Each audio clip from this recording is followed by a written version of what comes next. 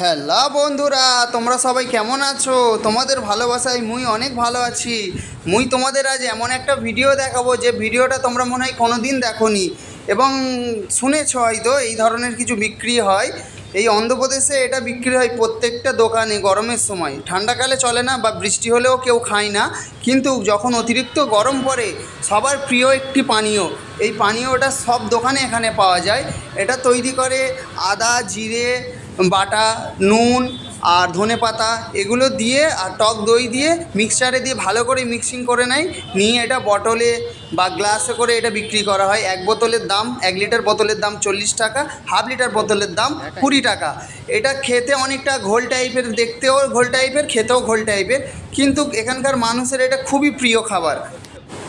দেখো বন্ধুরা, এই আন্টি বানাচ্ছে। মুই জিজ্ঞেস করছি, আন্টি এটা কি বানাচ্ছো? আন্টি আমাকে বলেই না এটা কি বানাচ্ছি। রাগে একদম ফুঁসছে, আমি ভিডিও বানাচ্ছি, মানাও করেনি, চুপচাপ আছে। আচ্ছা বন্ধুরা, তোমরা বলো তো, মুই যে ভিডিওয় ভয়েসটা দিচ্ছি মোর কি খুবই খারাপ হচ্ছে? একদম চলার মতো না। কি করব বলো, শখ তো অনেক ইউটিউবার হব, কিন্তু মুই কথা বলতে পারিনি ঠিক করে। তার জন্য কি তোমরা আমাকে সাপোর্ট করবে না বলো? একটু সাপোর্ট করবে বন্ধুরা প্লিজ। বাই, ভালো থেকো সবাই।